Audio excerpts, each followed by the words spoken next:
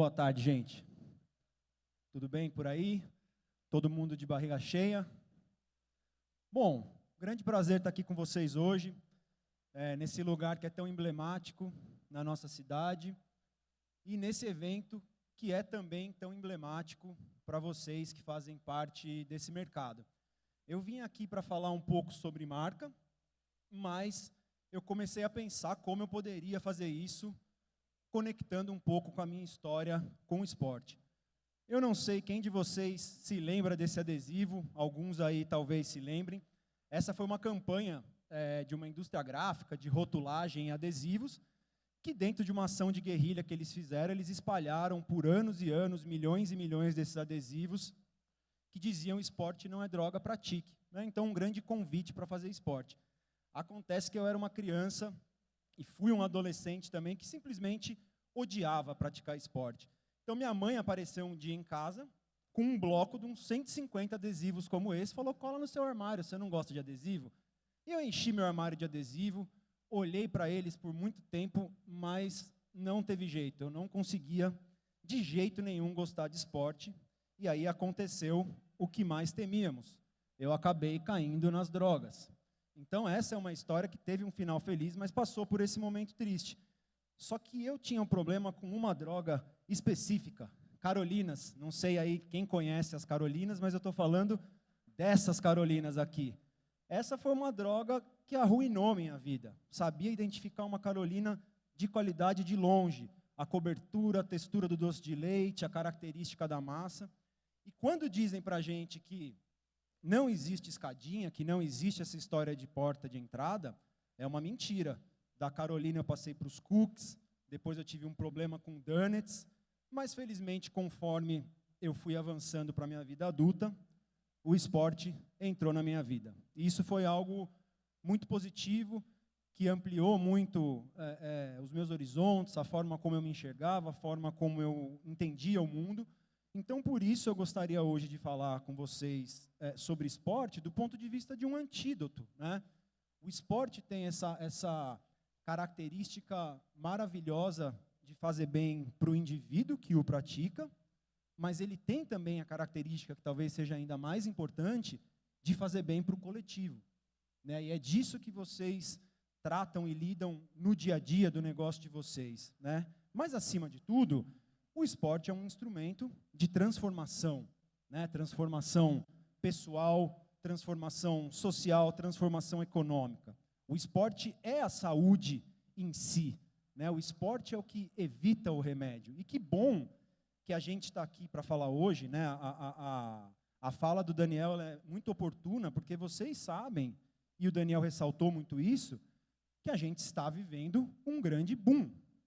Então, esse é um momento oportuno dentro desse mercado. Independente do nome que a gente vai dar para ele, a gente pode falar do mercado do lifestyle ativo, a gente pode falar do mercado dos eventos esportivos, mas o que importa é que, isoladamente, são mercados que conseguem, né, fabricar e gerar uma receita na ordem de 300 bilhões de dólares por ano, cada um deles, né? E são mercados, como a gente viu, com projeções de crescimento muito, mas muito interessantes, né? Esse mercado não vai parar de crescer, não é uma promessa, não é uma projeção utópica, é um mercado que vai continuar crescendo de forma sustentável, de forma orgânica.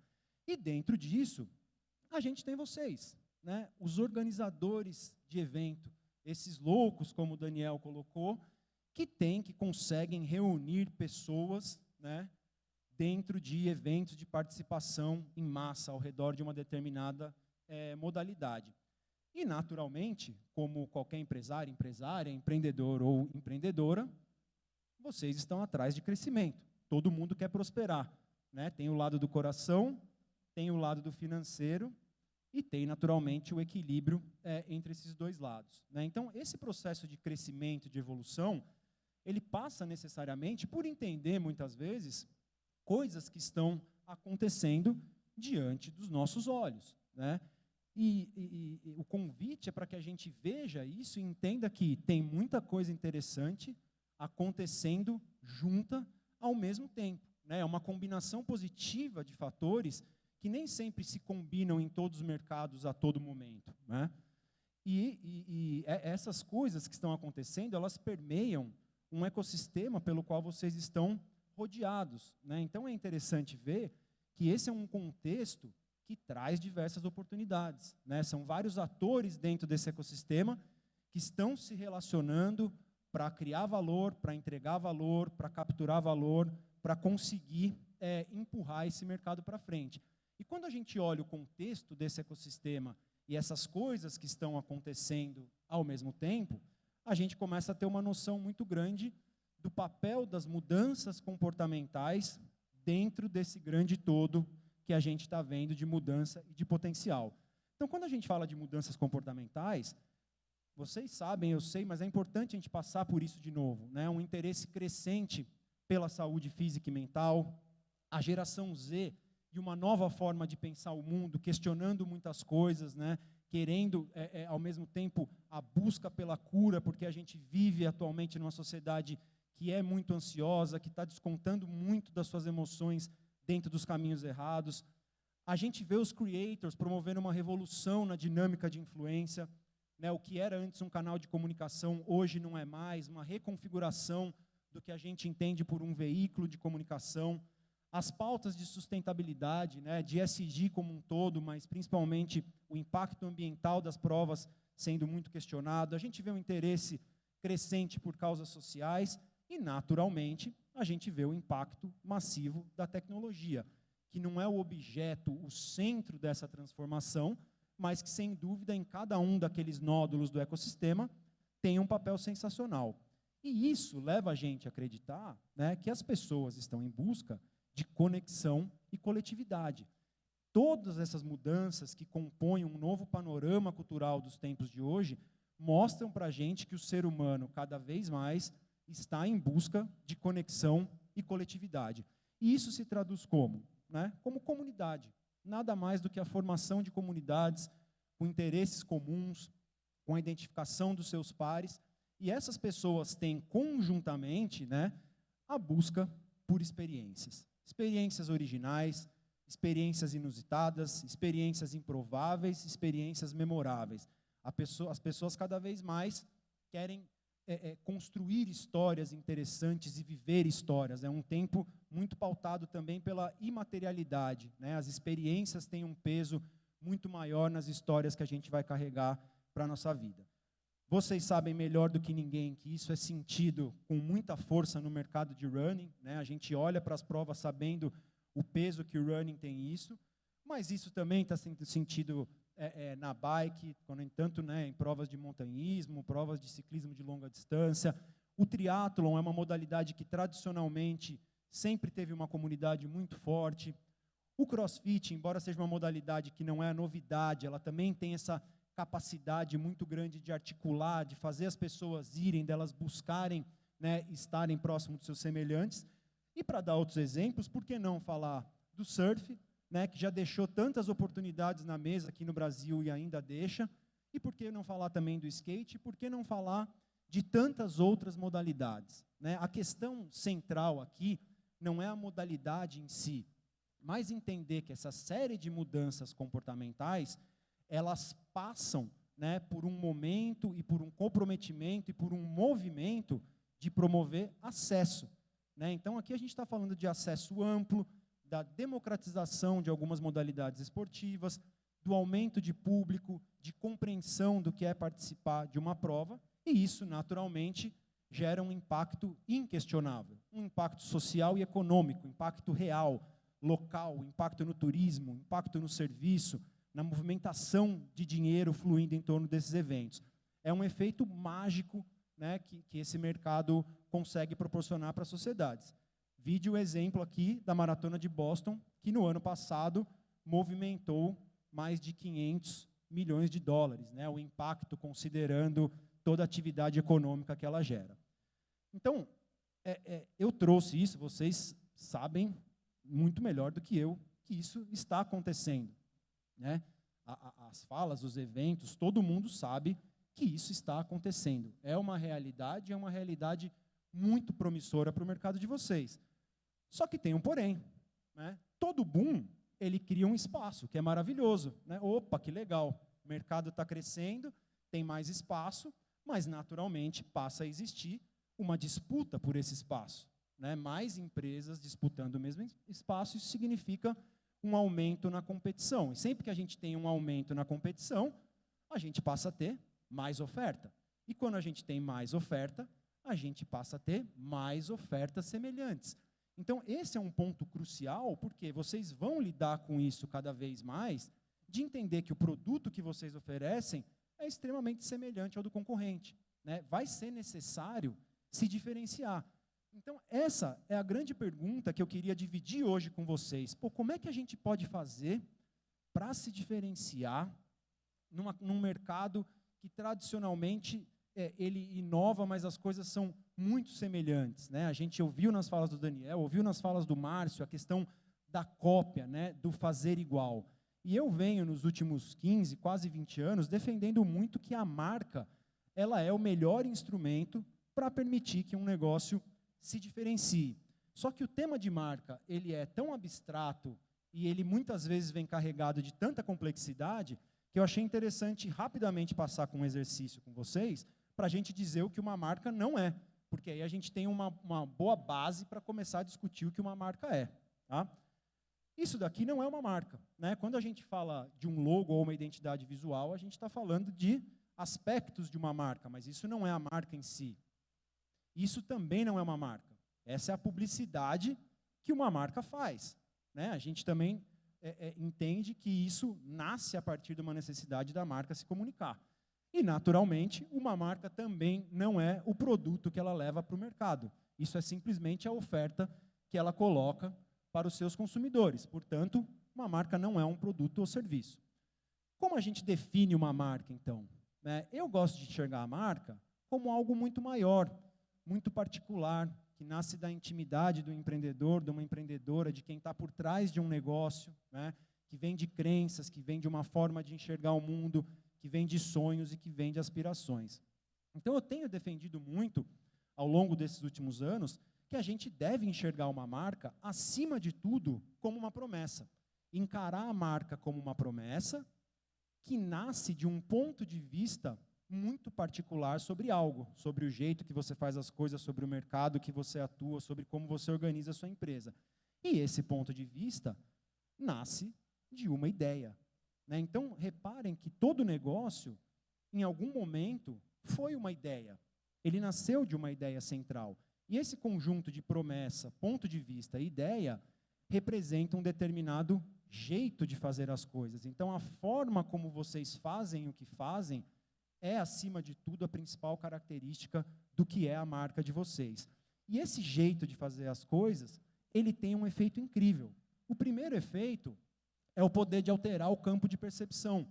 Então, quando os mercados começam a ficar muito concorridos, relembrem que a gente tem mais oferta e, portanto, mais ofertas semelhantes. A marca tem esse poder de te deslocar de um lugar tangível, onde o consumidor te compara com todas as outras ofertas que ele tem, e te leva para um lugar intangível, que ele é moldado por uma ideia. E isso, naturalmente, traz distinção e atratividade. Ninguém quer estar aqui, ninguém quer ser uma marca parecida com todas as outras do mercado. Todo mundo quer ter algo muito particular, de forma que o consumidor veja eles e veja vocês, eles e nós. Então, esse é o processo de diferenciação. E, naturalmente, o outro efeito mágico é a criação de valor. A marca permite que o negócio de vocês tenha maiores valuations e maior valor de mercado em cima de algo que é intangível e não puramente em cima do resultado financeiro. Que interessante, né? Então, até aqui, a gente está entendendo a marca como uma promessa que nasce de um ponto de vista, que nasce de uma ideia. Mas de onde vêm as ideias? Ideia não vem de sessão de brainstorming. A gente acabou de ouvir o Márcio aqui falando bastante sobre criatividade, né? Da onde vêm as ideias? As ideias vêm da nossa imaginação. Então, esse é o ângulo que eu gostaria de trazer para vocês, para a gente falar sobre marca, porque eu acho que seria muito injusto eu vir aqui conversar com vocês e falar sobre metodologia, mostrar slide de matriz, essas coisas chatas. A gente não está aqui para isso, a gente está aqui realmente para abrir a cabeça e tentar juntos ir para um lugar, um degrau superior, né, levantar a barra. E o Einstein, que era um cara muito doido, físico, pesquisador, matemático, que entendeu, estudou e que inventou uma porrada de coisa, num determinado momento da carreira dele, ele começou a soltar essa. A imaginação é mais importante que o conhecimento. Agora, vocês imaginem um cara como Einstein, que é totalmente pautado pela racionalidade, soltar uma frase dessa que ressoa principalmente no meio acadêmico, de pesquisadores. Todo mundo começou a falar para ele, pô, você é louco? Como é que você está falando sobre algo tão abstrato como a imaginação para nós, que somos céticos, racionais? Mas, no fundo, Einstein tinha algo em mente que naquela época ainda não tinha sido tão compreendido. O que ele queria dizer era que, no fundo, a imaginação não é o que a gente pensa. A imaginação, ela é um jeito de pensar. Então, vejam que muitas vezes, né, a gente é levado a crer que imaginar algo é se propor a entrar num exercício que a gente pensa sobre alguma coisa, quando, na verdade, não é isso. É a gente ativar um modo diferente de pensar. E a gente desaprende a usar isso porque a gente envelhece, porque a gente perde a nossa inocência que a gente tinha como criança, e pensar desse jeito é extremamente desconfortável. É muito desconfortável. É tão desconfortável que chega a ser um anti-estímulo à imaginação. Isso acontece porque esse jeito de pensar, ele coloca a gente em dois lugares que são também muito desconfortáveis. Primeiro, a gente precisa lidar com caminhos incertos. A imaginação, ela não é puramente racional. E quando você lida com caminhos incertos, você tem que aceitar que você não tem um mapa. E muitas vezes pode ser um processo caótico, onde as coisas não se conectam imediatamente. E quando a gente trilha caminhos incertos, a gente acaba chegando em destinos imprevisíveis. Então, ao imaginar, a gente nunca sabe direito aonde a gente vai chegar. E tem uma coisa que é muito importante, que o nosso cérebro odeia esse desconforto. Ao longo da evolução, essa massa cinzenta, linda, misteriosa e tão estudada, ela não conseguiu lidar com esse desconforto da imaginação, porque ela evoluiu sendo linear e sendo racional. O cérebro gosta de pensar a partir daquilo que a gente já tem como informação, aquilo que a gente já viu e já armazenou. E isso aconteceu em função de um processo natural de evolução. O ser humano precisou fazer dessa forma para sobreviver. Então, quando a gente entende essa questão da linearidade, da racionalidade do cérebro, a gente passa a entender que enxergamos a partir do conhecimento. O nosso olhar, ele é extremamente pautado a partir daquilo que a gente conhece, daquilo que a gente já viveu, daquilo que a gente tem como conhecimento. De uma forma mais simples, esse conjunto de coisas que a gente conhece e percebe se chama realidade. A realidade nada mais é do que um conjunto de informações e percepções que o nosso cérebro vai construindo ao longo da nossa vida. Vamos sair um pouco do papo Santo Tomé das Letras e vamos aterrissar. Quando a gente olha essa foto aqui, a gente sabe que tem um nome, vocês acham que todo mundo sabe o nome disso, Não é um caminhão, Espero que ninguém tenha essa referência. Esse é um objeto metálico que ele tem o papel e a capacidade de transportar o ser humano embaixo da água sem que ele morra. Essa é uma descrição bem simplista desse objeto. Provavelmente todos vocês sabem que esse objeto tem esse nome. Portanto, a palavra submarino remete na nossa mente a um grafismo e a um som que se conecta diretamente com essa imagem. Então, é assim que nós percebemos esse contexto, porque num determinado momento a gente teve contato com esse conhecimento. Só que em 1490 não existiam submarinos, mas esse cara muito maneiro, que era o Leonardo da Vinci, ele adorava rascunhar as coisas, e imaginar coisas, e criar, e pintar, e inventar. E tem muitos rascunhos dele, onde ele colocou justamente isso. Ele tinha um grande aficionamento por tentar entender como o homem poderia sobreviver embaixo da água, tanto que tem outros rascunhos que são de escafandros, de outras traquitanas que ele imaginava, Mas nesse desenho aqui, ele descreveu justamente dessa forma, né? Ele olhou para algo que não existia, da forma como a gente já tem como conhecimento, e começou a enxergar uma possibilidade. Essas anotações nada mais dizem do que isso, né? Seria um objeto metálico que tem um sistema de compensação de pressão e que poderia carregar o ser humano embaixo da água, permitindo que ele respirasse, sem morrer, né? Isso não foi uma invenção dele, mas foi um rascunho retirado da imaginação. O que é legal disso é que a questão central é o interesse em desafiar a realidade. Então, quando a gente fala de imaginação, o nosso cérebro ele está pronto para lidar com as informações que a gente já tem. Então, o interesse em imaginar, naturalmente, passa por esse compromisso de desafiar a realidade. Então, é por isso que a imaginação tem um pouco desse aspecto rebelde, né? Então, quando a gente fala de um cara como Steve Jobs, que, claro, foi um gênio, foi um cara que levou a barra muito para cima, ele começou a se perguntar, e se a gente transformasse esses computadores velhos, gigantes, pesados, obsoletos, que só servem para resolver burocracia num escritório, num computador pessoal, que crie, de certa forma, um portal para que as pessoas possam criar, evoluir e se desenvolver de forma mágica. E foi isso que guiou a Apple desde os seus primórdios, né? O Steve Jobs era um cara que levava para dentro de casa a seguinte promessa: criar produtos insanamente legais. Era esse o mantra, era simples. Não importa se estava fazendo um computador, uma impressora, um monitor, não importa, né? Era o compromisso, a promessa em criar produtos insanos, que as pessoas vão gostar, que vão fazer a diferença na vida das pessoas. E hoje, quando a gente circula em muitas empresas, o que a gente ouve falar? Vamos buscar um produto minimamente viável. Isso é uma lástima, né? Você buscar um produto minimamente viável é você se limitar a um pensamento minimamente viável, né? Então, o pensamento que já nasce diminuído, ele naturalmente restringe o potencial da imaginação. Então, puxando para um outro lugar mais ligado com o mercado de vocês, vamos lembrar, né? Todo boom de mercado traz mais oferta e traz mais ofertas semelhantes. No começo dos anos 80, a Nike Sports Shoes, né? Estava falando muito sobre a capacidade de amortecimento dos seus tênis, né? Fazia a comunicação dela em torno disso.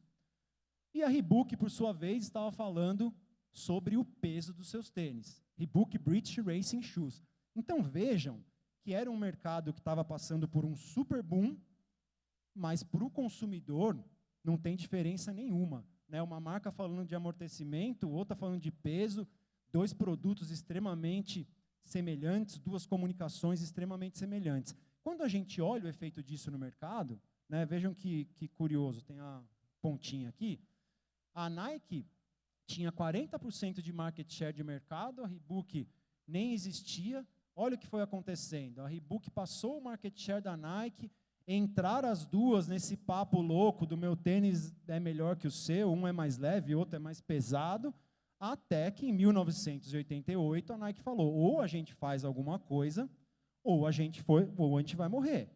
Então foi nesse momento que eles começaram a questionar, e se a gente deixasse de ver essa ótica real do nosso mercado, aonde a gente comunica um tênis e a característica dele, e a gente passasse a olhar para o nosso consumidor e o efeito que o esporte tem na vida dele. Como a gente pode convidar os nossos consumidores a participarem de algo muito maior, participarem de um evento que evoca a superação, que evoca, né, um novo entendimento dos seus próprios limites. E foi aí, em 88, que nasceu o Just Do It, né, que isso mudou completamente a configuração do mercado e levou a Nike para o lugar que ela está até hoje e para essa missão que é interessante, né, trazer inspiração e inovação para qualquer e todo atleta no mundo. Se você tem um corpo, você é um atleta. Esse é um convite muito maior. Vejam que interessante.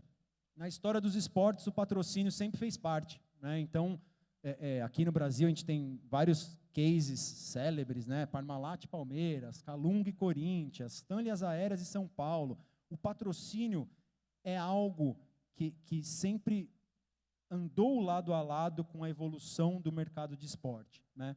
Aqui está o exemplo da Carlsberg com o Liverpool, que é uma parceria de patrocínio que começou em 92, né? Vejam quanto tempo. E a gente tem toneladas de exemplos como esse, mas basicamente o que é um patrocínio a um indivíduo ou a um coletivo de esporte? Você está vinculando a sua marca a uma figura pública do mundo dos esportes que vai ter uma exposição muito grande. Portanto, a sua marca vai surfar numa exposição indireta de um atleta ou desses atletas, de um time e de uma escuderia. Até que uma marca resolveu questionar isso. Falar, poxa, por que eu vou ficar gastando ou investindo a minha verba de patrocínio em atletas, em times, sem ter o controle de como vai ser a exposição da minha marca, sendo que eu posso entender outra dinâmica de conteúdo. E a Red Bull nada mais é do que isso. Vejam, a gente passou a palestra do Daniel mais ou menos 3 minutos assistindo um vídeo da Red Bull. E essa é a genialidade da coisa, né? Esses caras fazem loucuras como essas. Por quê? Porque no fundo, a Red Bull ela não é uma empresa que vende produto. Ela é uma empresa de conteúdo que, por um acaso, vende uma bebida energética, né? Essa foi a façanha mais recente deles, né? De botar um atleta pulando uma ponte. O vídeo acabou, acho que vindo aqui do começo, mas ele pulou essa ponte, né? O cara pulou de um caminhão para o outro em movimento por cima da sinalização de trânsito. E não satisfeitos, a Red Bull também vai para outros lugares, né? Como esse evento, que é o Red Bull Flag Tag, que eu não sei se vocês já viram, mas as pessoas são convidadas a construir seus pequenos aviões em times, colocam esses aviões para saltar de uma plataforma, quem conseguir atingir a maior distância vence. Isso é genial, né? Porque é uma coisa extremamente improvável e extremamente divertida. Tá? Esse próximo IC é muito legal também, né? Esses caras aqui, lá nos anos 50 para os anos 60, começaram a se questionar, pô, e se a gente pegasse esse rock and roll que está tão cansado e colocasse ele de ponta cabeça fazendo as coisas completamente diferentes? Então vejam que curioso, né, que os Beatles conseguiram, em 7 anos de história, ser a banda mais reverenciada do mundo. Por quê? Porque os caras entenderam que a forma como a imagem do artista era trabalhada não precisava ser aquela forma que todo mundo fazia. Eles entenderam que eles poderiam, dentro da atividade artística deles, não ser simplesmente um músico. Dentro do quadrado ali de cada um deles, eles poderiam ser personagens. E que isso, por si só, era um ótimo alimento para trabalhar o conteúdo de uma forma que ninguém fazia naquela época.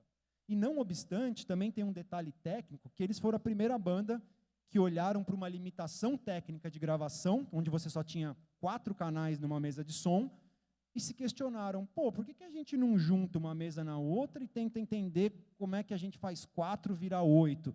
E aí a gente pode usar os outros 4 para gravar outros instrumentos e criar texturas nas músicas. Então, são pequenas ou são grandes revoluções que nascem de pequenos atos de coragem e de questionamento. Esse outro IC, ele é muito legal também. Anos 90, nos Estados Unidos, o mercado de seriados e sitcoms, ele estava bem cansado, não se fazia nada mais de novo, né? O humor estava meio caído, ninguém conseguia chegar com alguma coisa criativa e inovadora.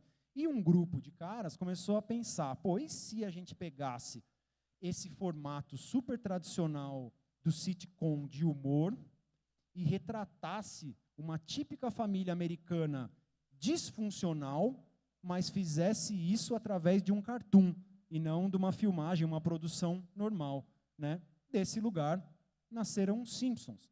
Um grande case de sucesso, vindo do poder da imaginação de questionar um ajuste de formato, né? Então vejam que muitas dessas coisas que a gente entende como geniais, elas de fato são geniais, mas alguém em algum momento esteve disposto a questionar a realidade de um determinado cenário e de um determinado mercado. E os Simpsons são essa paixão mundial, né? É muito difícil encontrar algo que chegue perto do que os Simpsons representam assim, para a cultura moderna, assim, em termos de entretenimento. Tá? Anos 50, Um outro cara também começou a olhar para a arquitetura modernista e falar, pô, isso aqui está muito sem graça, né?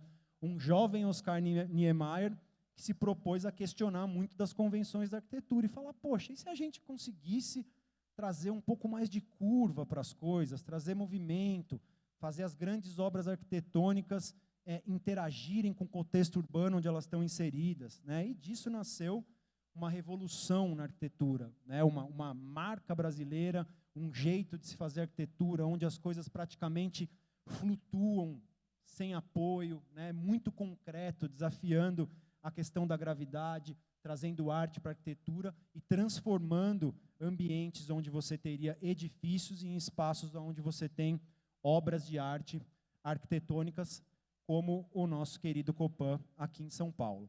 Então vejam, gente, que essa pergunta, curioso, né, porque vocês assistiram a palestra do Márcio e ele trouxe exatamente isso, né? Essa pergunta no dia a dia, ela é muito poderosa, né? Então a gente olhou para marcas, a gente olhou para artistas, cientistas, empresários, inventores, vários gênios, sim, sem dúvidas, são pessoas que nos inspiram e ousaram fazer alguma coisa de diferente. E isso que eles fizeram de diferente começou pautado por uma simples pergunta: e se?